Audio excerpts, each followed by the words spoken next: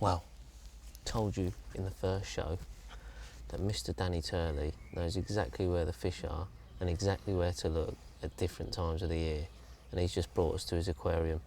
Danny boy, there are some fish in here, mate. Yeah.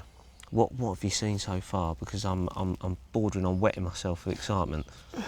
Well, a big common that was out a couple of weeks ago at £50 in here. There's a nice big scaly fish. It looks like it's just spawned out, like a fully scaled, sort of pimply starburst scales. That's about £40. Oh, look at him, greedy boy. And then the greedy boy.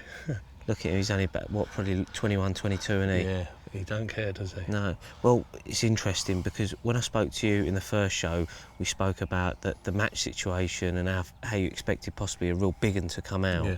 That's not materialised at the moment, No. but there seems to be a distinct reason for that. Yeah, well, prior to the match, they have been spawning, and in the whole area as general, fish have spawned due to the weather. And then after pre-spawning, they seem to have come into the snags, calming down, feed on the natural food, rejuvenating their bodies. You know, it's been a stressful time for them. Well, there are some absolute whackers in here. Now, tell me a bit about some of the fish that are in here, some of the, you know, the A-team, if you like, of the stock. Well, we've got two large commons. Obviously, one that I said has been at £50 recently. And he's floating around in here. He's floating around enjoying in his boilies. Yeah. Then we've got probably 10 or so £50 mirrors, 6 or 7 known £60 mirrors, and then obviously the big fish, the 72. The giant. The giant. Recently at 72. Was that named after you? Not quite. But, we've got some amazing big fish coming through as well. You've actually been lucky enough to winkle one yourself, haven't you? Yeah, I had one a couple of weeks ago, 56. Nice fish called the Twin. There seems to be quite a few of them that are like these high back, shoulder heavy carp, that real bruisers. Yeah. Yeah, there's about 6 or 7 of the 50s, like upper 50s stroke 60s.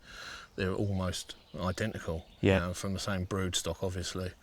Really nice fish, big shoulders, big bellies, short, lot of big weights on them. He's got big shoulders. Look at this one, with a split dorsal. 2 of them going at it, a linear and a common. That's amazing stuff. Look at that. You just can't buy this type of footage, really. It is spellbinding. Feeding them by hand. Literally feeding them by hand. Now, one of these highbacks that sticks out for me was the first one I really saw from here was Tim Paisley's 57. Yeah. Now, I said to Dan the other day, I said, I wouldn't mind catching that because it don't look like it fights very hard, but I heard it was one of the greatest fights that Tim Paisley's ever had. Yeah, really give him the run around. He was fishing further up from these snags and it worked its way down here. You know, really give him a good beasting, and it was a nice fish actually. Yeah, stunner. When they're doing this, how long do you think they hang around in the snags for before they start going out ravenous, ready to munch on anglers' baits again? On a sunny day like this, they start coming in here between 9 and 10 o'clock in the morning. As the sun reaches its pinnacle, they start massing in here. And once the daily temperature reaches its height between about 1 and 3 o'clock, there'll be a majority of the fish in here, not really feeding, just keeping out the sun. Chilling out. Yeah, then as the water temperature drops gently, they start drifting out. There's very few fish in here at night. Right, interesting stuff. Well, looking at the shadows that lie beneath, I can see exactly why this place is called Gigantica.